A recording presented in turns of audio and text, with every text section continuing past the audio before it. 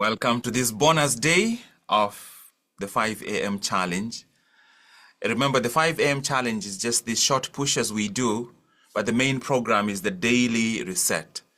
The daily reset is you taking the key and deciding that each day is a new opportunity, and you can delink from the history and the story and the emotions and strategies of yesterday and set a new temperature for this day.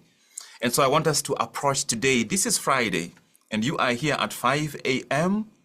2026 better get ready for you because you are not playing. For you to be up at this time, which means you have wiped those things that come to the corners of your eyes and opened your eyes. And for those who are not on camera, I'm hoping that you are seated. You're not holding Zoom like this. And then before you know it, both you and Zoom will be lying flat on the bed. I hope that you're actually seated. I want us to do some practical engagement because we have covered some really profound concepts. They look superficial, and for somebody hearing them for the first time, it might sound like, oh, Dr. Mogire went and put these things together. Trust me, let me actually just see if I can find one of these. So this page has, I don't know whether you can see anything. This page has been with me for almost 2 years. You may not be able to read anything. This is the 4 pieces we covered yesterday, the 4 forces. There were 12 of them. I may not be able to find. There were 12, and I kept narrowing down until I found I've come to the very, very simple basic that I can test myself every single day. I can look and ask myself, okay, so where am I with regards to desire? Where am I with regards to capacity? Where am I with regards to vision, to decision? So each of the components that we've covered, from the fractures, the hangers, the instructions were almost 18, the old instructions. Then I narrowed down to the ones that I found repeating themselves in my life. Today, one of my colleagues who was a bit frustrated about what was going on at work kind of shared with me very passionately about something they did not agree with. And I caught myself after I've said it, I'm like, it's what it is. But I said it to get out. So is it that you will no longer say these things? No. It is that you catch yourself and you begin to see when the program is running. Because previously the program ran subconsciously, right? I said it, then I was like, but I think at the next meeting, we can be intentional about what we speak about, which is we can influence this thing. It is what it is. We are not resisting it. We are not in resistance. We are in creative mode. We are not trying to control what it is. We are in creative mode. We spoke about the 4 decisions. And then yesterday, the 4 forces. That's the only piece that is missing now is what I call the 4 levels, which we will do at different time. And that will complete the whole piece. The entire daily reset can revolve just around this. And if you and I get to a point where this is practical, we catch ourselves in the moment when the old instructions are activating, when the fracture is activating. If we can do that, it will be a couple of months, and then one day you wake up and you realize that you're operating in a totally different way. And so this morning, no presentation, no slides. It's you and I. In Latin, they say umundu humundu. Umundu humundu, that means person to person. So those of you who are laughing, you don't know Latin? Umundu humundu. So let's actually engage in a very simple and practical way. I'm just going to open it up and see anyone who has any questions that relate to what we have been covering. And I will encourage you to make sure you watch the videos, because finally I've been able to process most of the videos. There are 2 or 3 more that I will make public. And if you go to the channel, you should be able to access them and watch them. The average watch time has been around 10 to 12 minutes. That means most people, even when they watch, they don't watch all through. I would challenge you to, I do not speak too fast. You can even watch it at 1.5 times speed. And most importantly, take notes and listen through it. the most important learning is not conscious. It's that commitment. It's like you immersing yourself in the water. When you immerse yourself in the water, you feel it initially, but then after that, you don't feel it, but you're still immersed. And that water is doing its work. So immerse yourself in it, and just this thing that you wake up to, expose yourself to it again. So what questions does any of you have about the daily reset, about the components that we have covered so far since you joined the daily reset?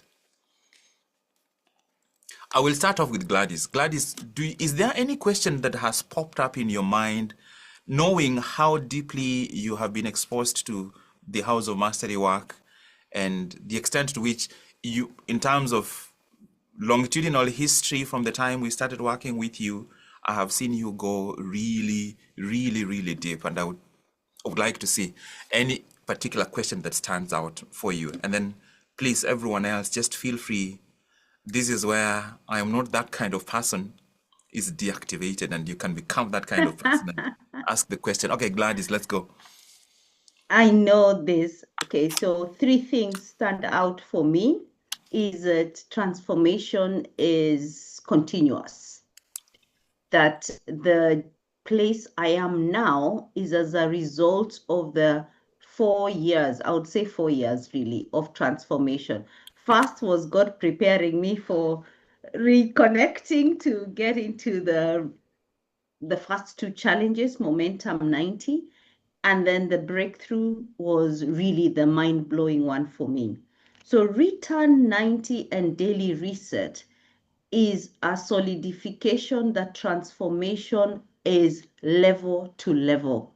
That means I am not where I was 3 years ago, but because of the consistency and the continuous of applying just one thing, in fact, those who are calling me, I'm asking and saying it's too much. I'm saying, which is that one thing that you are taking forward? And we worked in 2025 until the end to set the goals of 2026. What I found myself doing is re-examining those goals and finding that they cannot hold water. And not because they are bad, but it's because now I am at another level of deep awareness. I'm at another level of alignment that putting anything on my goal list must definitely see the vision through. So I am resolute and committed. Is it going to be heavy? Yes. And I'm willing to do the heavy lifting. The second thing, Doc, that I keep wondering is, since some things were already cooking, Yeah. I know we said we cut off, but so many people are dependent on the decisions I made and they are looking forward. So I feel like, do I just cut them off and now start afresh? Or do I cut off mentally and begin to grow? So there's where I am, Yeah. and I can't disconnect from where I am right now because people depend on my services. But there's where I'm going, which I'm looking for the mental shift to begin going there. Over to you, Doc. Yes, that's what you've shared is just really, really, really profound. I think it's with the question you've asked me, I will take you back to what you just said before. The transformation is continuous. The transformation is continuous. Right now, you are a caterpillar, you're carrying what you're carrying, right? You don't stop carrying it, but you also don't stop your journey to becoming a butterfly just because of what you're carrying. Such that you continue carrying what you're carrying, but the work you are doing, the transformation that you are doing, it will begin to change even the relationship that you have with what you are doing. Because sometimes we carry certain weights out of obligation, but as we grow, as we transform, we start to carry the same burdens from agency, where you're carrying it knowing that you are choosing to carry it. And if at any time you want to drop it, you can drop it. Or if you want to redefine it so that you narrow what you carry and what somebody else has to carry, you start acting from that element of agency, and that's when your freedom begins to emerge.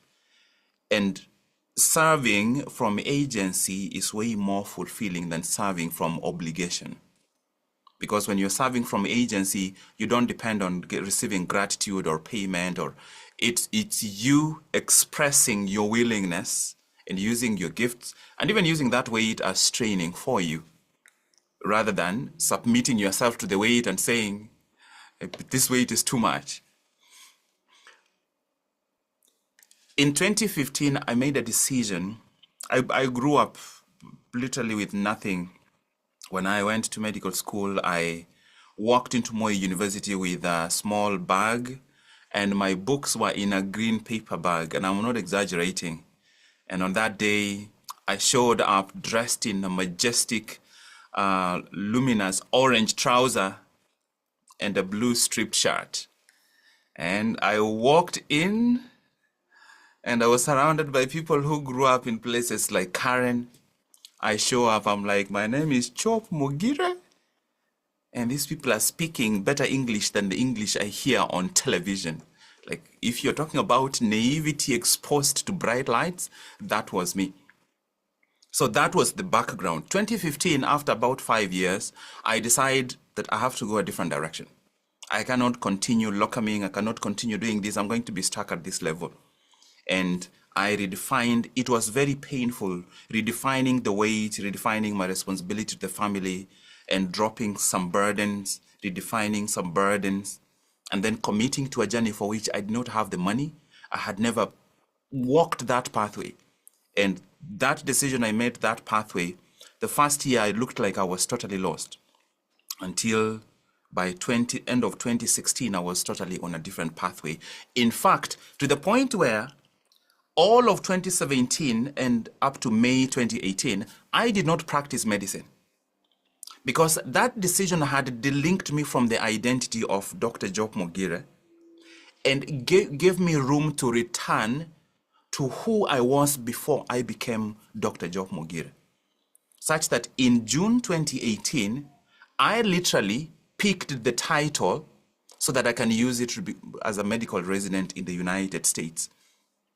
2017, my sister will tell you, my certificates for 2017 all the way to 2018 were locked. I had what we call ECFMG certificate, which means I had already passed the United States medical licensing exams. I could have come to the US in 2016, start medical residency on my pathway to become a cardiologist, because I had decided no matter what was going to happen, the next 10 years, that is the vision. I don't know whether it will happen within 10 years, but in those 10 years, I'm going to do everything in my power. But that decision, once I made a decision that I'm stepping back, I am returning to an expression of me before. It allowed me to redefine a lot of things. There are relationships that disappeared. Gladys, we met with you in 2017, the first time, 2017 February, when you came for the public speaking class in Nairobi.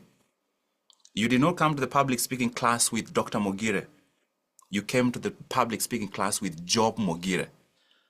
During that time, I was not practicing medicine. 2017, when I came to speak at Toastmasters in Nakuru, I was not. So the burdens, the responsibilities, the duties, the demands of life will not change. Those are in the environment. Those are at the behavior level. They are at the capabilities level. The question is, what am I willing to do at the beliefs and identity level? Because those are the two layers that have the most potential to link me back to the core. Because all the power I had when I dreamed as a child still resides in me. I am God's child. I'm not God's adult, I'm God's child. That child still lives in me. That seed, the seed God places in it, the seed that becomes an oak still lives in you. And so, Gladys, you keep walking the journey. You keep growing into the oak and transforming into the butterfly, regardless of what the burdens are. Because the journey will lead you where you are meant to get to. Will it cost you? Definitely.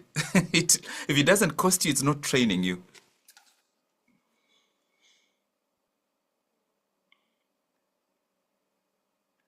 That's a beautiful question. Yeah. Thank you. The floor is open. At the count of 3, 2, 1. If you are in the corner on my screen, I'm going to call you to ask a question. So you don't know whether you are in the corner. It's Abby, you are in the corner on my screen. Abby and Elsie, you are at the corners. So this is your opportunity. Do you have any question? If it's not ready right now, it's okay. But if it is, the other person who has now moved to the corner is Mercy. Well, Zoom is doing its thing. So we have Mercy, Elsie, and Abby. Let's go. And then Francisca, right? I think we'll have enough questions with that. Okay, I can go fast. Good morning. Good morning, Mercy. So yesterday you spoke about desire, and obviously maybe having lived life, a lot of, and saying desire is borrowed, and I resonated with that. But then how, okay, even when I'm looking at something like my physical wellness, yes, how do I know the desire to achieve that strength is not borrowed? Yes, I feel good, my body is getting stronger, so that I can utilize. I was trying to visualize yesterday, what do I want out of my physical exercise? And of course I could see the strong bones, a strong older person who can carry themselves and that kind of a thing. But then how do you refine that to DCR, and how do you know their desire is not borrowed? I have a question for you, and I want you to answer it as honestly as you can. If I don't want it to be uncomfortable, I want you to just relate to it and answer it as honestly as you can. We take Mercy as she is today. We don't change anything, right? And move this Mercy through her timeline, and she's now 75, right? What percentage of time will this Mercy in this form she is in, what percentage of the time might she end up needing some kind of a healthcare here or there? How much do you think she would be able to do for herself? If nothing changes, everything remains exactly as it is now. Don't give me an answer. I want you to say, is it going to be a yay or a nay? Nay. Right? Because I'm not looking at you now. Right now, it's for men living in Africa, the reserve, you lose your reserve between 60 and 65. For women living in Africa, you lose your reserve between 65 to 72. Losing your reserve means you actually lose your independence. Your life begins to shrink. So I'm not looking at you now. You have the reserve as long as you remain active, right? You are not, every time you go to the gym, you're not working out for the Mercy at 55 or 65. No, you're working for the Mercy at 75, probably even at 80. Can you climb into the car by yourself? Can you go up the stairs? Can you open a bottle for yourself? And so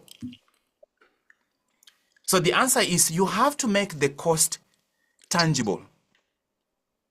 You have to make the cost so clear in a way that resonates with your emotions. You are not going to the gym for you today. You are going to the gym, you're working out to preserve your muscle mass and your bone strength so that when you are 72, you don't slip, fall, fracture, and that's the last time we see you outside. The rest of your life, you are limited to the house or you have to wait for somebody to move you around. What I'm doing there is being very clear about the cost. Let me tell you the one area for me right now that I am most intentional about. It's my memory, my cognitive power. I have been so consistent in terms of working out. I had a bone scan and my bones have never been any stronger. And I know if I can maintain this until I'm 65, I probably may not even need to necessarily work out that much. I'll just need to maintain. But the other part is my mind, my cognitive power.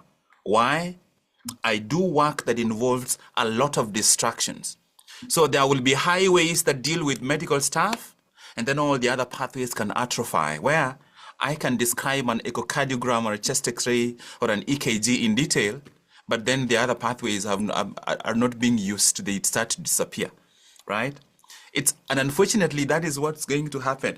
Most of us, we have two pathways that are really, really strong: the professional pathway and the social media pathway. Because you're exposed. There is a super highway to WhatsApp and Facebook, and it's right, and your job.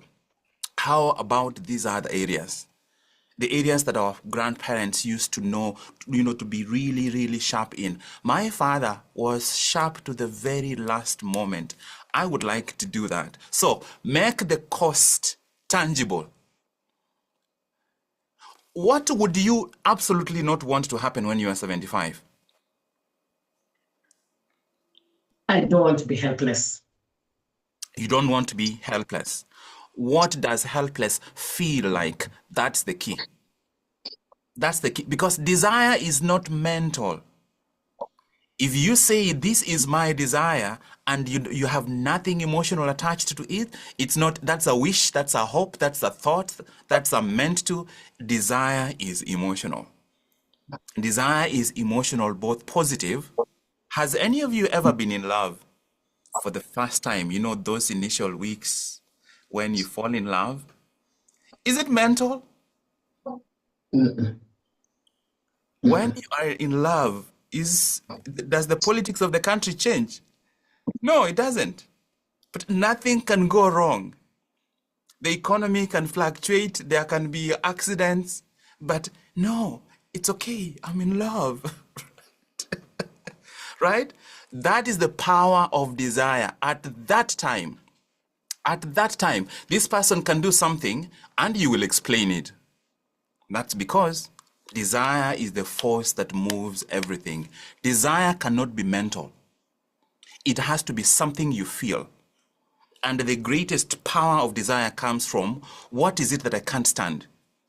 Or what is it that I really, really deeply love, that no matter what happens, because of this, I will get to it. So for you, Mercy, at 75, you don't want to be helpless, right? That is still up here. Connect it to an emotion, like a real emotion.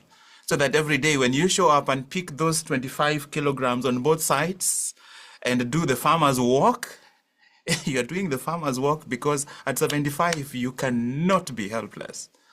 It's not on the table. It goes from up here and actually becomes a force because this is a no-no, or this is an absolute yes, this must be. That is when desire comes alive.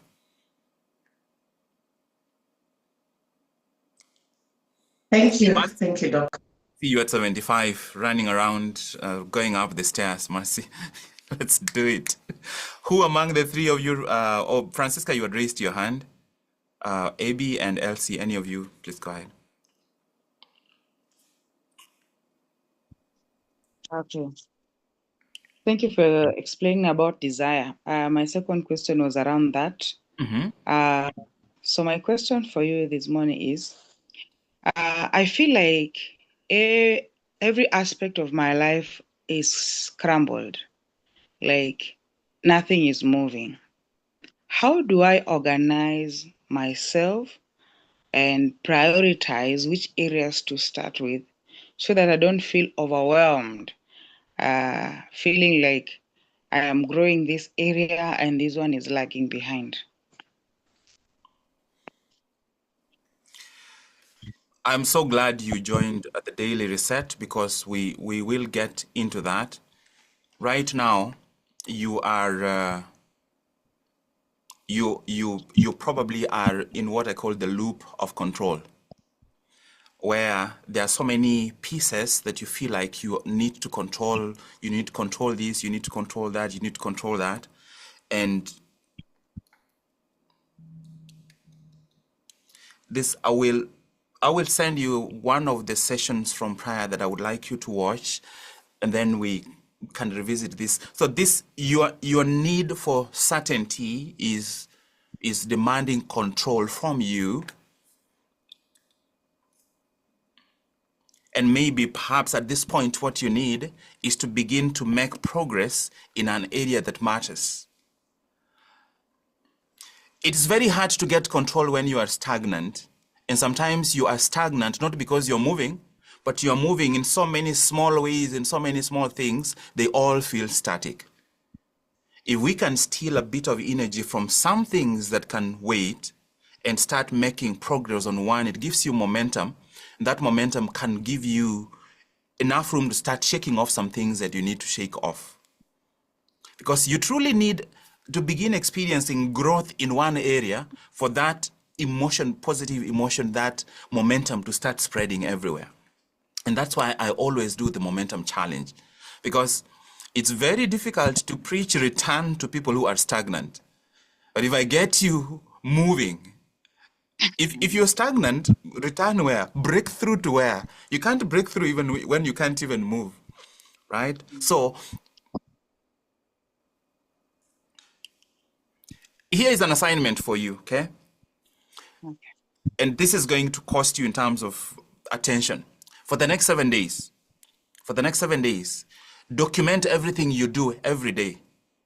And you have to document it at least twice a day. By midday, you document everything you've done since morning. And then in the evening, you document everything you did. Don't analyze it, just document everything. By the end of the week, just look over and see what pops at you. The answer is waiting for you there. The answer is waiting for you there, so that if I give you the scissors to cut, which is the decision, you will find so many things that actually you need to get rid of. And one or two core things where you can start making progress will pop out. And that is where you are likely to gain momentum.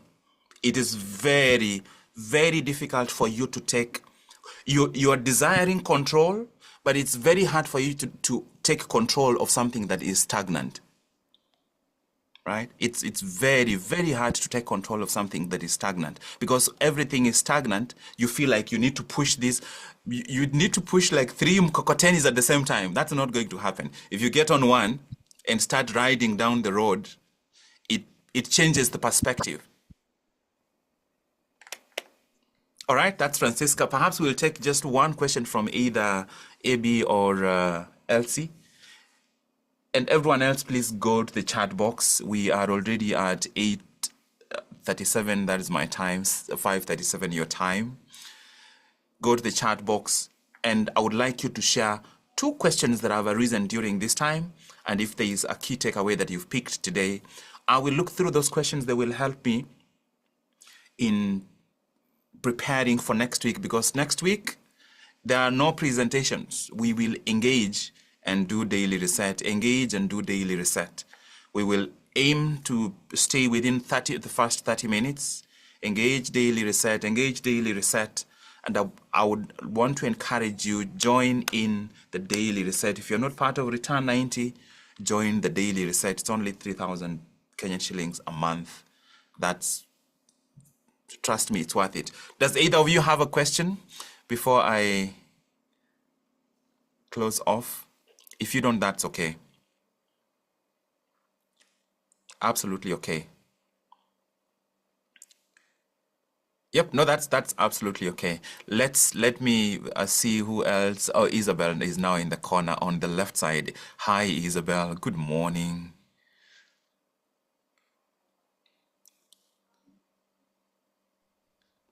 Good morning, Doc. Thank you. What has been your key takeaway today, Isabel? That what I'll be doing today, I will reap, I will have the result in the future, especially about doing exercise with the example of mercy. It really spoke a lot to me, and is something that I'm taking.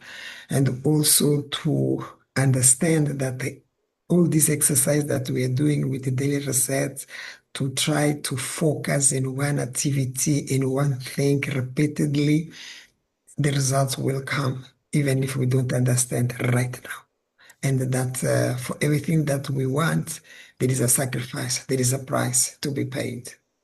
Absolutely. I like it. What do you want this year, Isabel? Is it cool? This year, I want to be an active coach that is mentally, physically, emotionally stable. When are you signing up your first client? I'm waiting for our conversation because you told me to write down everything. So, I'm in that mood. It's like every session, when you have one session, you think, hey, I've arrived. And then when you speak, it just says, hey, no, it's not exactly that. So it's kind of I need to restart. I need to rebuild. How am I going to do my coaching? Your assignment is very simple, Isabel. Yes. 5 ladies from this group, 5 ladies will each give you 30 minutes. Okay. For you to ask them questions as a coach. Okay. Those are your 5 clients. They will not pay you money, but they are paying you with something you can't buy. They are giving you 30 minutes. So figure out who that is going to be. There, I see all the faces here. All of them. I see Florence, I see Mercy, I see Frida. You have professional women in here. Guapa, please. Yep. So the goal is just design a coaching session where you are helping them solve one problem that is likely to be relevant to your future clients, but do it with this, and you're going to do that before the end of February. Is that a yay or nay? Is yes. We are done. So there's nothing you're waiting for. See you at the end of February with a report. Here they are. They're here. I'm not waiting to be certified to start coaching. I do this coaching primarily because nothing has grown me more. Nothing has shown me my own nonsense more than doing this coaching. Let me confess to everyone here on the call today. One of you has been coaching me and she has no idea. And she's been coaching me on consistency without coaching me. And I'm just watching her and I'm like, and none of you can guess who it is because it's very hard to guess. Gladys. Some people might say it Gladys, but I did not say it, right? Yeah, nothing will show you clarity. There is no clarity in stagnation. There's no clarity in stagnation. I remember a common joke that is usually said that a gentleman was walking by a group of boys and he stopped and he asked, how far is it from here to the marketplace, right? How far is it from here to the marketplace? And the boy told him, I don't know, right? And then he started walking. When he started walking, and the boy was like, I think it will take you 1 hour. And the man was like, why didn't you tell me when I asked? The boy was like, I didn't know how fast you'll be walking. I didn't know whether you'll be running or you'll be strolling slowly, right? There's no clarity in stagnation. You get started. Today, preparing the sessions. Here are the 5 women. We have Abby, we have Ruth, we have Gladys, we have Francisca, we have Esther. My goodness, there you are.